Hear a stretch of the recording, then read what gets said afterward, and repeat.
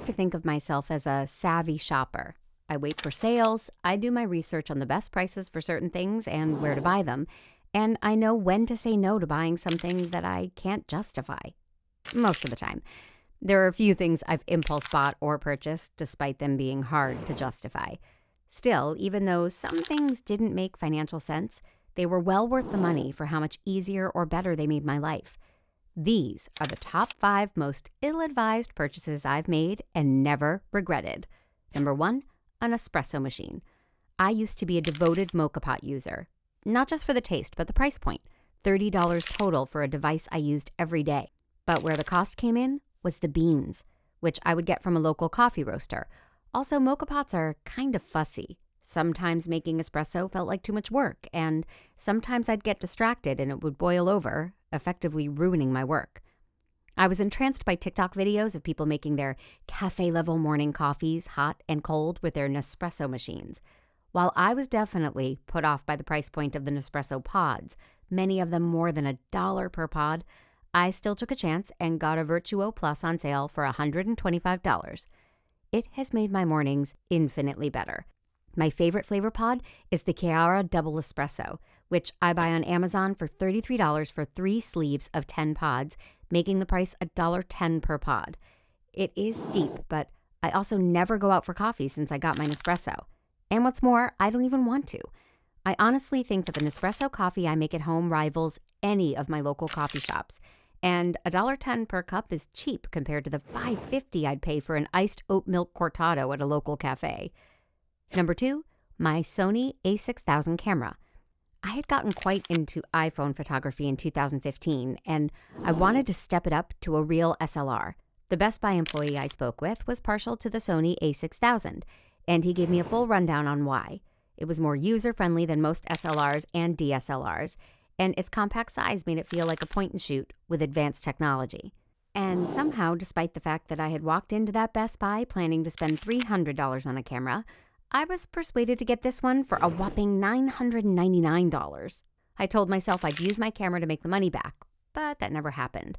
I did, however, become much more adventurous with my camera in hand, exploring places I would have been scared to explore before, like abandoned buildings and tall rooftops, and it took beautiful portraits, which meant I got to take photos of my friends and family that made them feel good about themselves.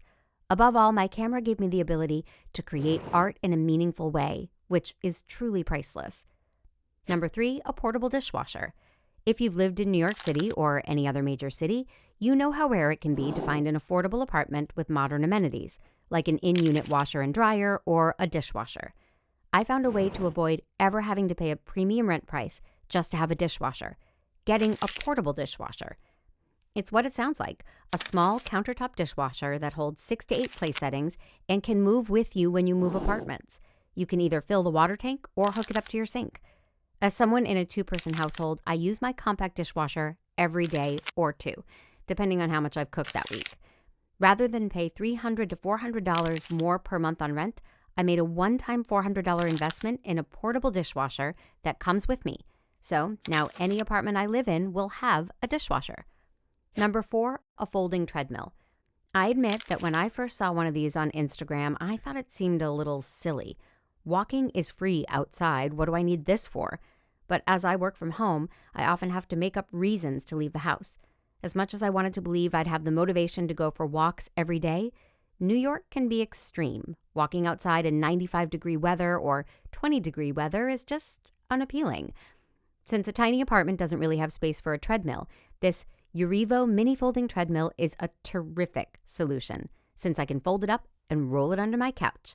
I'm able to get a workout in while I watch my shows without making myself dizzy, and most importantly, it saves me from being totally sedentary on days that I don't go outside. I'd say that's well worth the $280 it cost. Number 5, a memory foam bed in a box.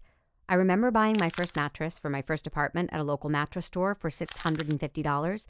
It was a pillow top full-size mattress with springs, and it was comfy, but also too soft and way too squeaky.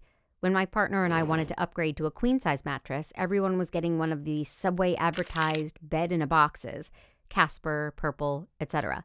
But when I checked out the prices, I was put off. So I took to Amazon and ordered one from Avenco, a brand I'd never heard of before.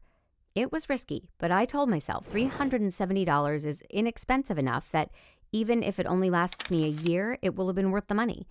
I didn't expect that it would be the best mattress I'd ever owned. I've had it over a year now and have had zero issues, only great sleep. When my partner gets up before me or comes to bed after me, it doesn't disturb my sleep at all, which is not something I could say for my old spring mattress. I was worried that going for an off-brand mattress would be one of those things where I just should have shelled out the extra $500 for the name brand version, but it wasn't. And now I recommend this mattress to everyone.